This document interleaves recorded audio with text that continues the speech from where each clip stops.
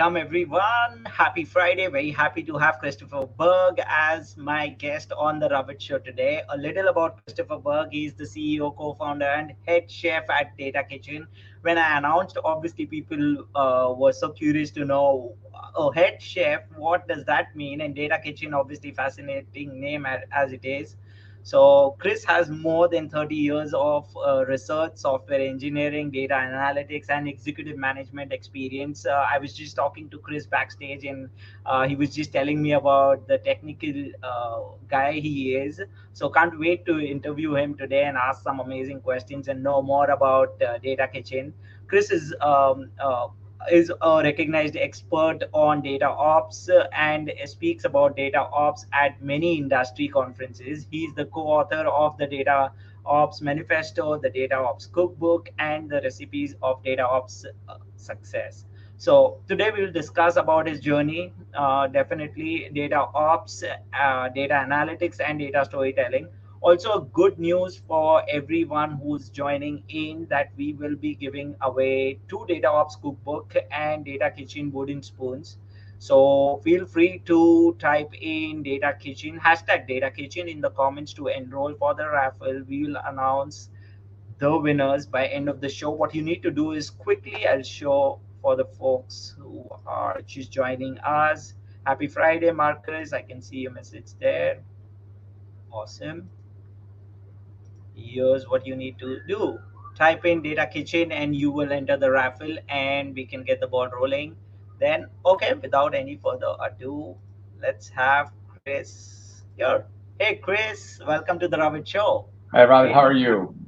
I'm good. Can't wait to hear more about Data Kitchen. I was just telling folks about the giveaway as well, about the Data Ops Cookbook and the wooden spoon by Data Kitchen.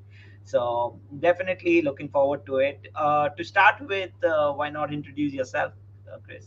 Yeah, well, thanks for that great introduction. So I guess I'm sort of a middle-aged software data nerd. I guess is probably the right way to say it. I've been around for a long time, and I'm still pretty technical. And so I have had this journey of kind of working class kid from Wisconsin, and actually I taught in Africa for 3 years, and then I studied AI back when AI was not cool and only 5 other people were in my machine learning class.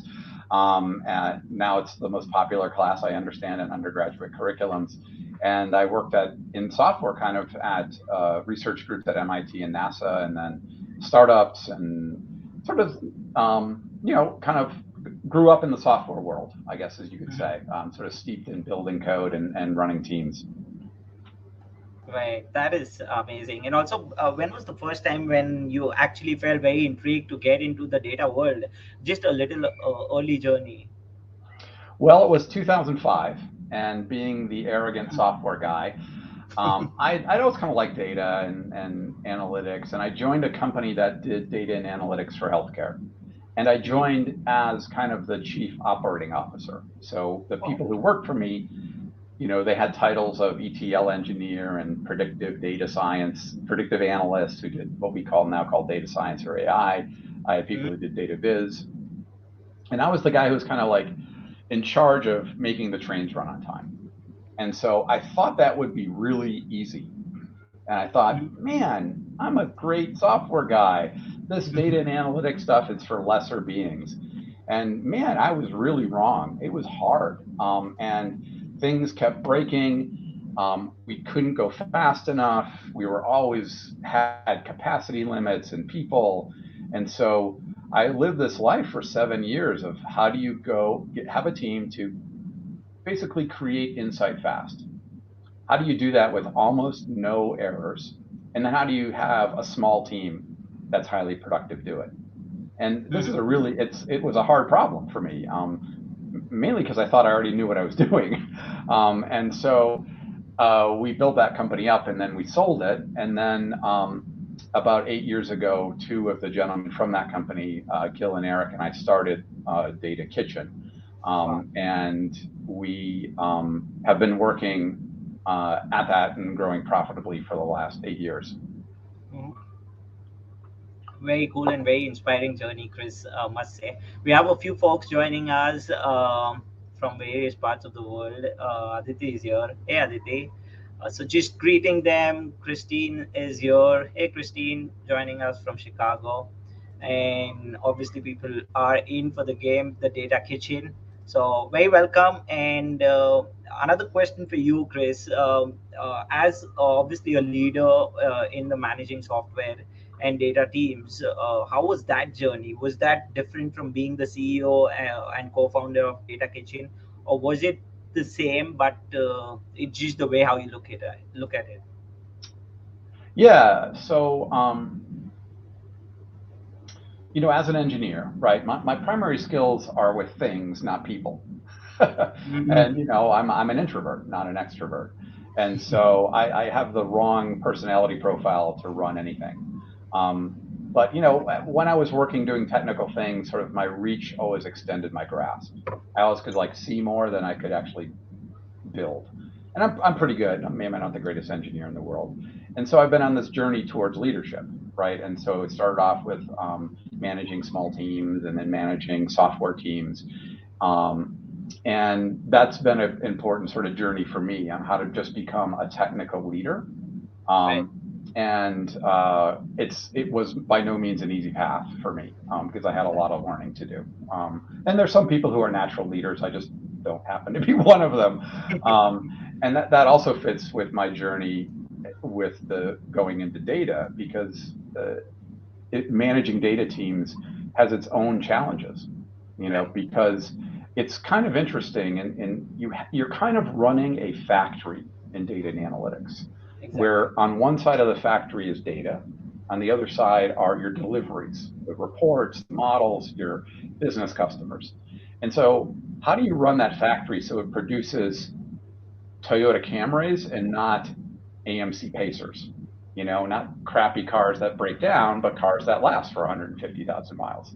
And so that's really hard. And so actually, in doing data and analytics, I had to go back and read Deming and understand how to manage a factory.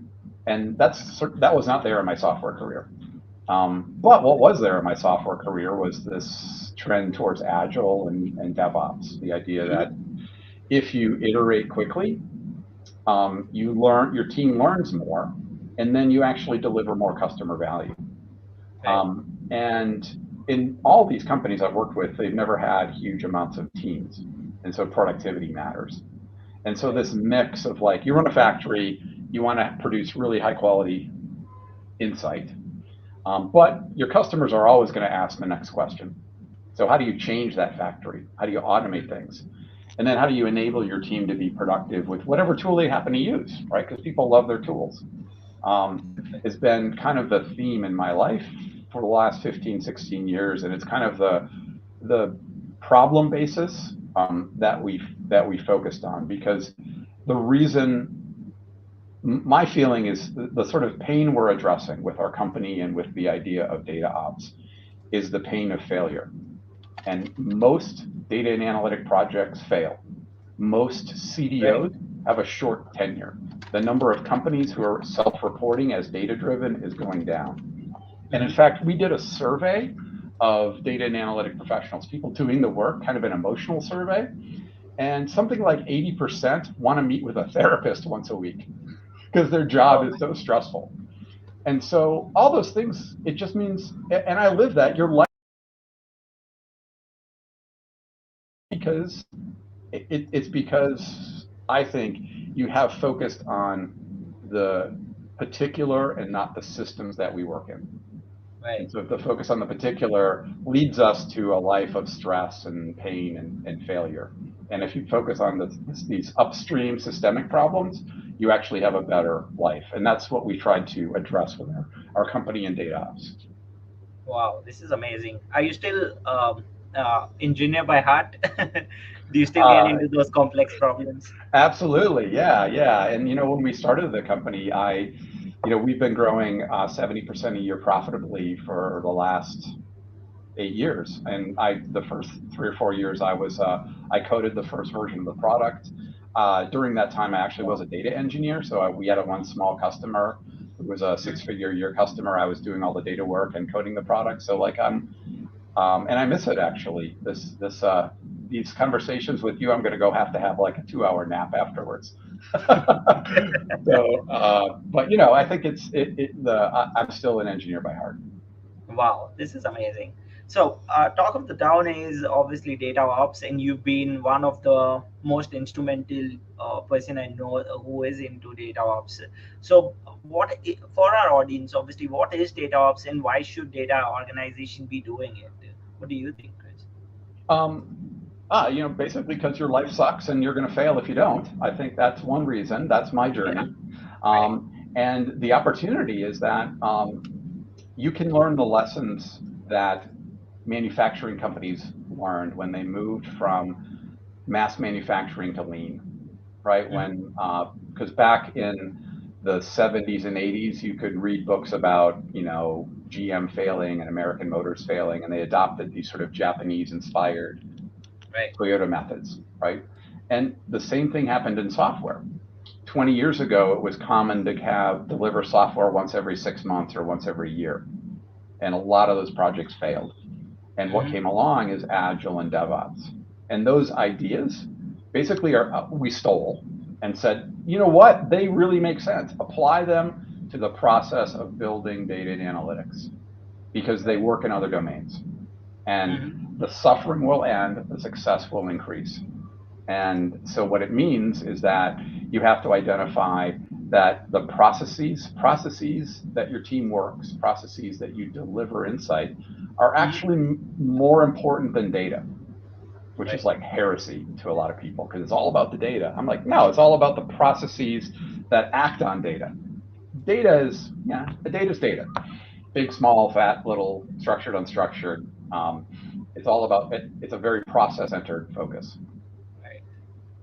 Definitely. So, Chris, before I take another question from my end, obviously I want to know more about the data ops engineer, and all of those things. But there's a question where I've seen from in the audience, a YouTube question from Manisha Jain. Hey, Chris, what a unique and fascinating name, Data Kitchen. How did you think of this name? And Aditi is asking the same question. How did you come up with this name, Data Kitchen? Well, I think you iterate your way to success or you fail your way to success. And so what that means is you try some things. And so we tried a bunch of bad names. We were data cavalry for a while, like ride the cavalry in. And then some people thought we were cavalry, and then it was like a marching, it had military metaphors.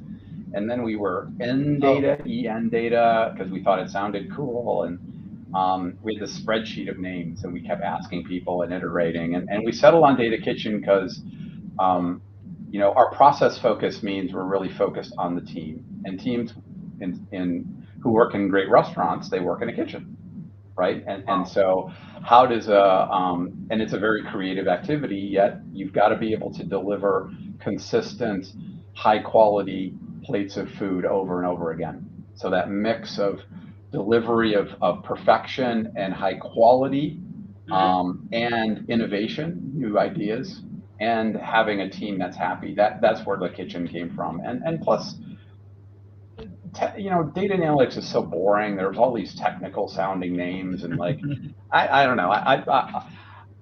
Maybe as I get older, I'm kind of unimpressed with the whole thing, and I wanted a fun, more approachable name. So all Wow. those things, we ended up with DataKitchen. Yeah, definitely. A theme to follow in somewhere in data is fantastic, and nothing better than having a kitchen where you can cook great things. And with data, it's obviously a great work. So, coming back, obviously, I had a question around the data ops engineer. So, who is a data ops engineer? What are their skills in day-to-day life? And uh, when should actually data teams, add one to their team? When do you see that need?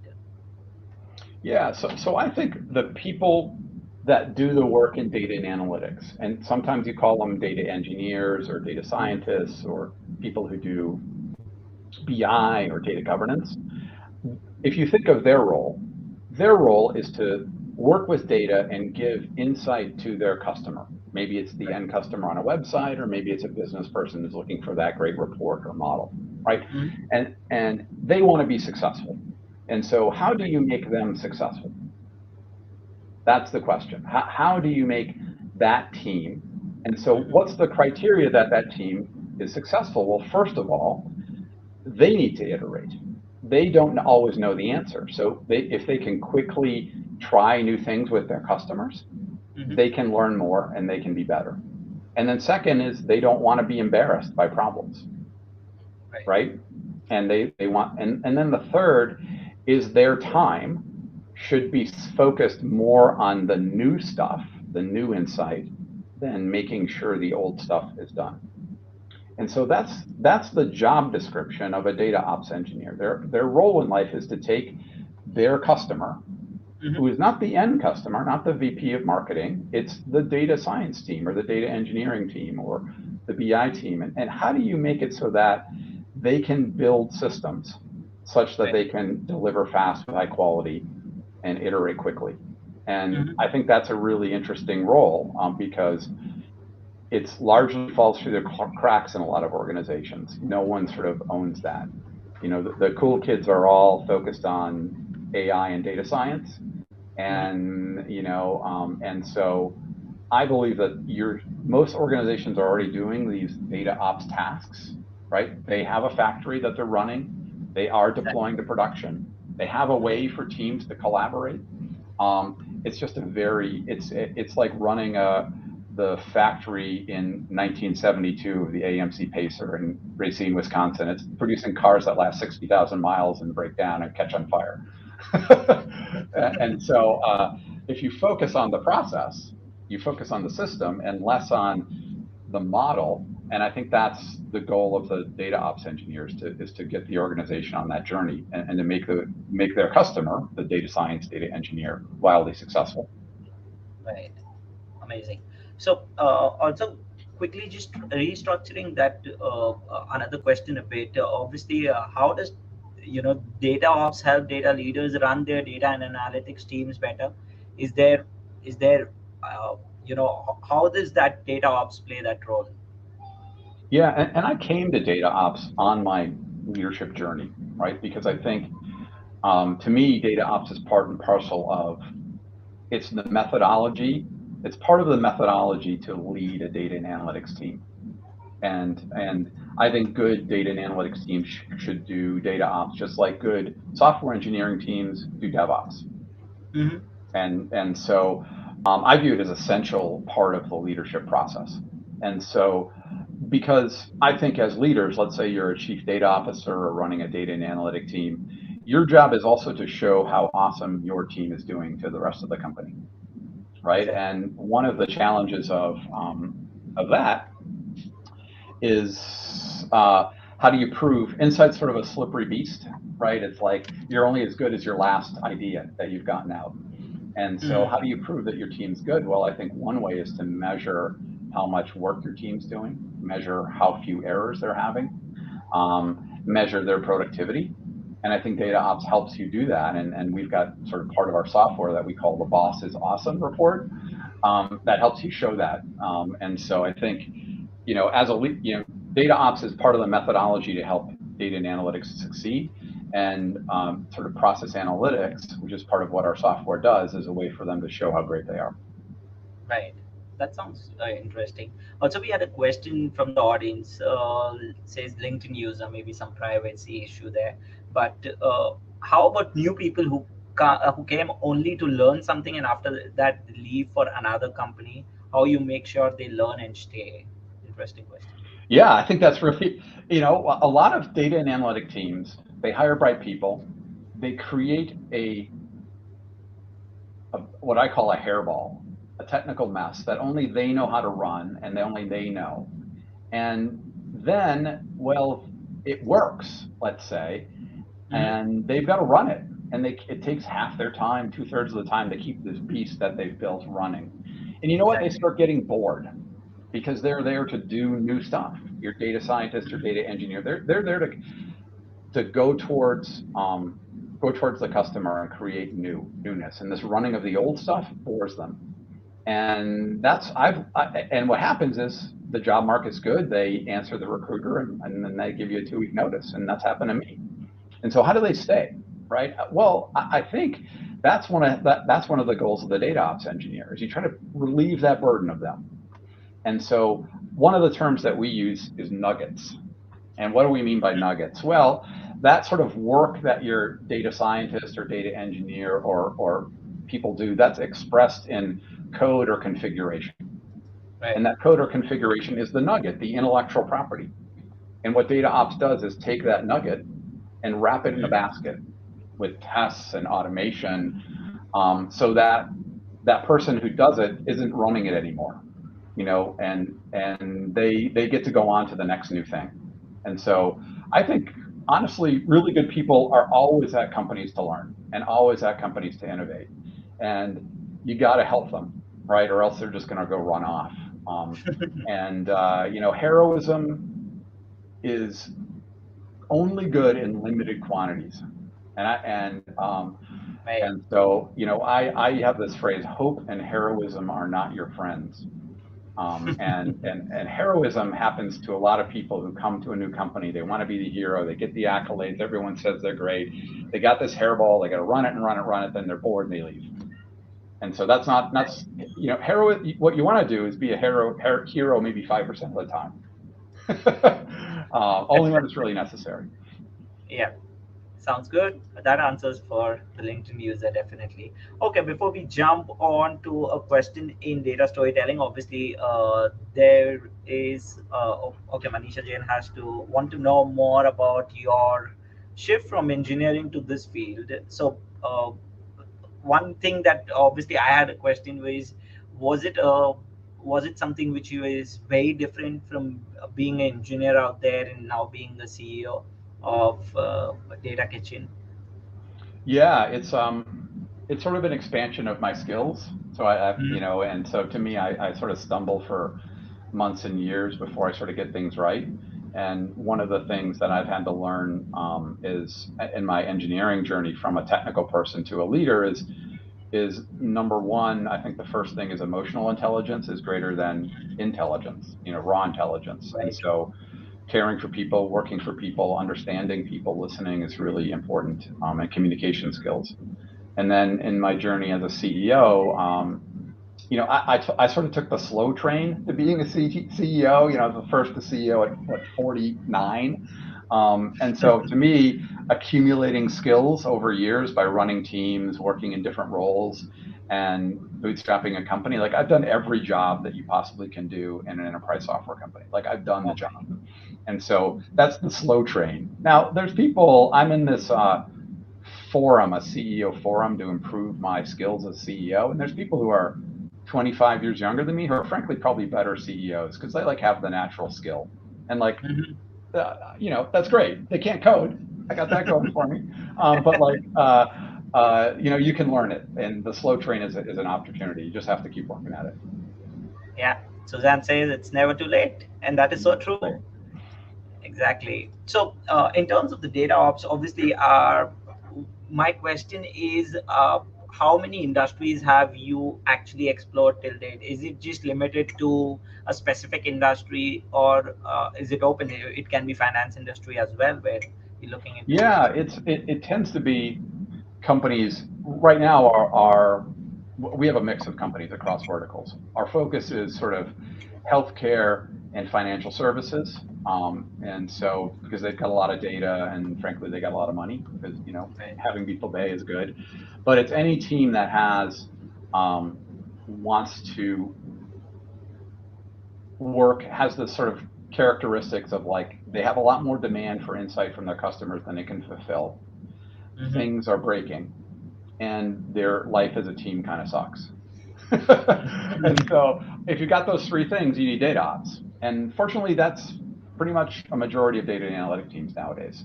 And so our challenge, and one of the reasons that I go on programs like this is to frame the problem in the right way.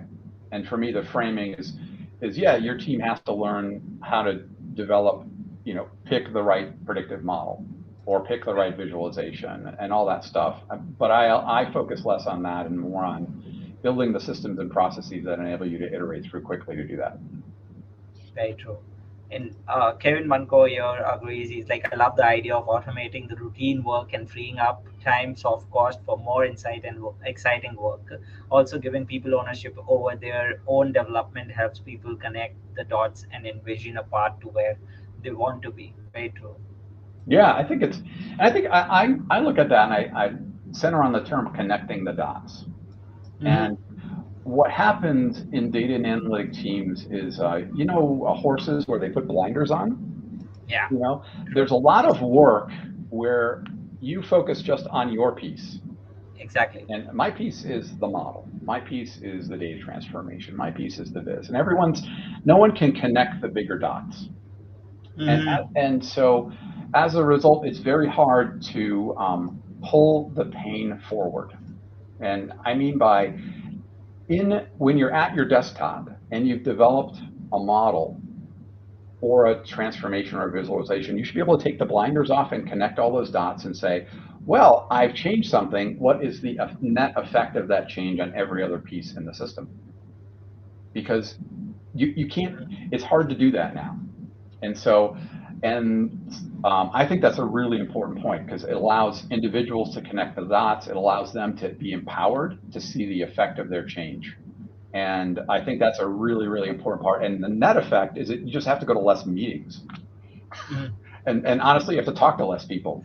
So, which is, not bad. That's just introvert you coming and talking about it. But okay, moving on. We have a question from Mavi Kinvasra. Since you have such fantastic experience in data ops, how have you seen data ops evolving in past couple of years? Well, I think it's a lot better. We wrote the first, I wrote the first Wikipedia entry on data ops. We wrote the data ops manifesto, and the word was very infrequently used 5 years ago. Like I have my Google News search, and I would get something once a month, right? And so to now, where the putting ops as a suffix on the word is like super fashionable. So there's data ops and there's ML ops, machine learning ops. There's Mhm. model ops. And so in addition to DevOps and AI ops, and so the idea that operations are important, that the systems and the Right, processes right. are as important as the data, I think is becoming more and more known. And I've actually seeing companies on their journey starting their journey to do data ops. They're reading our books or the manifesto. They're reading articles by Mhm. analysts. They're reading other companies' blogs, and they're starting to learn that and shift their focus away. So I'm actually very excited to see it. And I think it's really because a lot more people have come into data and analytics field. It used to Mhm. be kind of a small corner of nerddom. Like in 2005, when I started it, I would say, I'm doing data and analytics. And they go, what? And I'd say, I'm doing charts and graphs. And they go, oh, okay.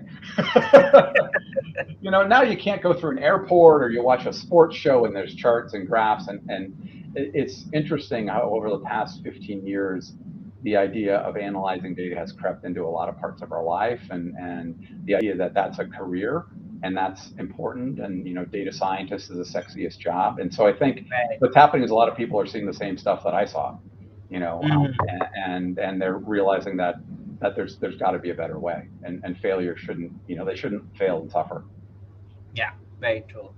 Nice one. Thanks for that, Chris. Information, very informative. And moving on, since we are obviously talking about data, a very important topic when we talk about data is data storytelling. So, just shifting gears a little bit and talking a little about data storytelling. So, what do you think are the essential elements of data storytelling, and how do you combine it with data ops? Yeah, I think, I actually don't combine data ops with data storytelling. And so Okay. I think of them as, I think people think in stories. And so Mm-hmm. honestly, I've had to work, and you notice how I'm telling you stories. I realize that stories are much more powerful than to convince people. So, Right. and all of us who are listening to this, we've got this really strange skill of working in high abstraction environments.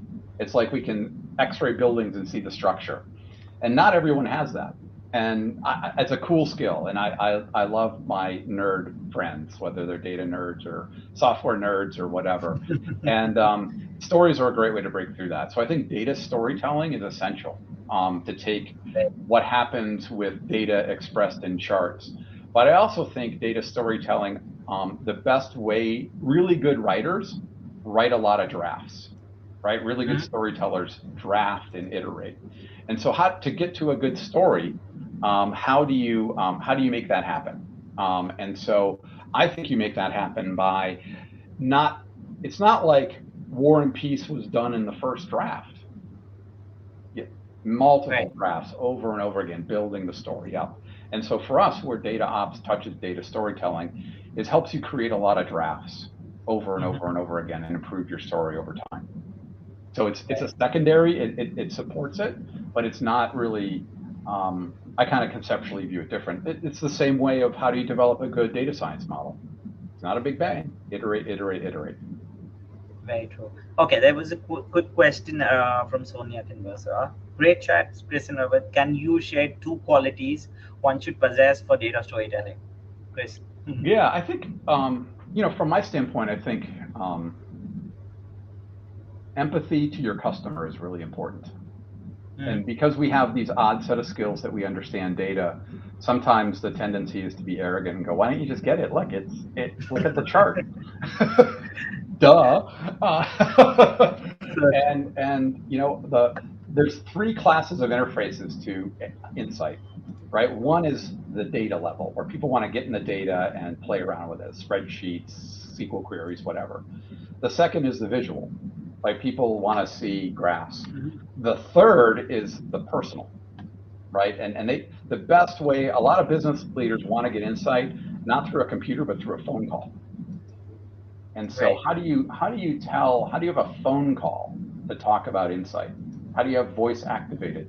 And I think stories are the method so you start with empathy, and then the second great qualities is to do a lot of drafts of your stories, right? And get feedback on those drafts, right? Don't just work in absence. And so I think that's what I would say. Wow, amazing. That brings me to a curious question. Since we have many data storytellers out there, who has been your, I wouldn't say inspiration, but someone whom you think are great storytellers in the field of data, and why? Well, I think this company I worked for that did healthcare analytics had a consulting arm, right? And in that consulting arm, they found that they could charge $50,000 to companies to go get all their data and then tell a story about it. And actually, the team and the CEO, I was the COO, would say, write the presentation that you're going to do in sentences at the top. And the whole presentation, forget all the stuff, you got to be able to tell the story in the sentences on top. And so he was like very, very profound on like, you got to tell stories from when I met him in 2005. And so I think and I would agree. And like, I did this in my wandering years. In graduate school, I took a psychology class on, it's like psychology of memory. And in that class, there's this experiment, and this is really nerdy, so I'll try to keep it brief. There's these couple that called Lagranzi and Lagranzi, and they gave people, a syllogism, like if A then B, if B then C, then A then C, a logical syllogism. If you give people that in like logic form, like 5% of the people can do it. But you wrap it up in a story, 98% of the people can do it. Oh my. And so like, I was like just shocked at that. And and it's not that, and again, it's not that people are stupid. It's just that some of us are high abstractors and we think that way. And the rest of humanity works in stories. So it's just, I just go back to that in my 1989 graduate school experiment that I did. Wow, that's amazing. So obviously, Manisha Jain says incredible journey, and Colin, for your point on data storytelling, empathy is a great place to start. I think I like that you are starting with the customer and not the code. Yeah, because empathy is. I think it's all about service, right? We're all we're all here to be both in service of does the data tell, in service of what the data can tell, and in service of what our customers need. And so that sort of service and servant mindset, I find very, and to me, my journey in leadership has ended up leadership is a service. Right. You know, and because you're trying to, your job is to make your team successful, like full stop. Exactly. And that's a service. Awesome. Another question from Christine, very interesting. We see pictures and we use words and stories to make sense of them. Do you do that using data ops? Is like taking pictures to create draft for the final telling of the story? Wow. Yeah, I think so. And to me, I think the picture that data ops has is the connect the dot pictures, right? Because it's a picture of the process that the journey that data goes through. And so if you just get down and dirty of like what happens to data as it goes, because it, you know, data comes from somewhere, right? A source system, a flat file, a server, it lands somewhere. It goes through a process to get in a form that's insight ready.